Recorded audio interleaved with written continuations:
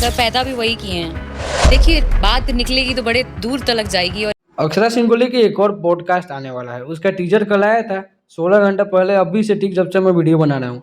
इसमें भी उन्होंने पवन सिंह का जब चर्चा हुआ तो अपने आप को विक्टिम बनाना शुरू कर दिया। विक्टिम इन द सेंस कि मुझे गलत किया गया है, मेरे साथ हर चीज़ गलत हुआ है और मुझे धोखा मिला है। तो यार हर बार एक ही चीज़ को जब आदमी सामने से कोई नहीं बोलता है तो उसको बार बार ब्लेम करना कहाँ तक सही है। फिर एक और चीज़ मैं देखता हूँ कि इनकी रिलेशनशिप पहले खेसारी लाल यादव के साथ भी थी। खेसारी लाल यादव से 4 साल की इनका रिलेशनशिप था, उसके बाद ये पवन सिंह के पास आई थी। तो अपने आप को सच्चा प्यार कैसे बता सकती हैं ये? खुद खेसारी लाल यादव ने इनके बारे में एक बार बोला था, आप सुन लीजिए खुद। 1000 साल का रिश्ते एकदम 3 दिन में चला गया।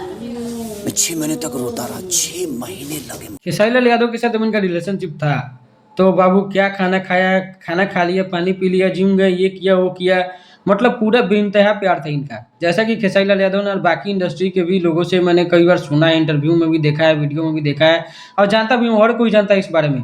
उसके बाद इनको मौका दिखा पवन सिंह की तरफ, उसके बाद पवन सिंह की तरफ चली गई और खेसारी लाल यादव का बुरा हाल हो गया। फिर उनकी ज़िंदगी में काजल राघवानी की एंट्री होती है और काजल राघवानी के साथ भी इनका मतलब काफ़ी संभाला उन्होंने, भले जो कंट्रोवर्सी हो।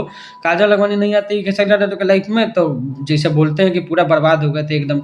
अब जब खेसारी लाल यादव को धोखा देके तुम गई है पवन सिंह के पास, तो फिर किस मुंह से एक्सपेक्टेशन निकालती हो आप कि आपके साथ धोखा हुआ है? आपने तो खुद किसी को धोखा देके ही किसी के पास गई हो, कोई मौका देखा होगा तभी गई हो। ऐसे तो प्यार है 3 दिन में किसी को छोड़ के किसी और से प्यार होता नहीं है। और ये बार बार रोना धोना इंटरव्यू में आके कि मुझे धोखा मिला, ये हुआ वो हुआ। आपको इन सब सवालों से दूर रहना चाहिए। पहले आप अच्छा, भले बुरा हुआ आपके साथ, जो हुआ अब आपके हिसाब से, लेकिन अब आप अच्छा कर रही हैं, अब अपना अच्छा काम कीजिए, इन सब सवालों से अवॉइड कीजिए। बाकी बड़े स्टार को बार बार टारगेट करने की कोई ज़रूरत नहीं है। जैसा करोगे वैसा पाओगे, प्रकृति का नियम है। बाकी आप कितना सहमत है मेरी वीडियो से, अपनी राय जरूर दीजिएगा और इस चैनल को अपना प्यार दिखाइए, सपोर्ट की बहुत ज़्यादा ज़रूरत है। चैनल को लाइक से सब्सक्राइब कर लीजिए और शेयर कीजिए वीडियो को, जो भी वीडियो आपको अच्छी लगती है। और वीडियो देखने के लिए थैंक यू। इसी तरह वीडियो आती रहेगी।